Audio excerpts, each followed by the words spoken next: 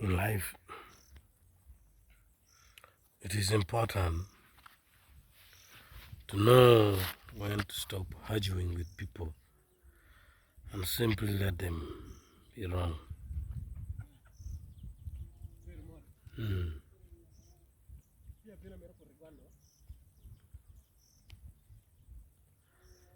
So,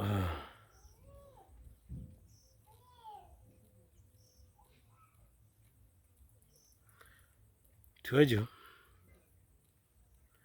is very important because you're trying to impart knowledge and correction to somebody, but not everybody will understand, and that is what you need to know. That's what you need to put at the back of your mind, that when it reaches a certain limit of argument,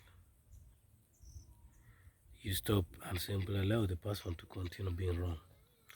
Because in the end, you have little to benefit from making the person know what is true or not.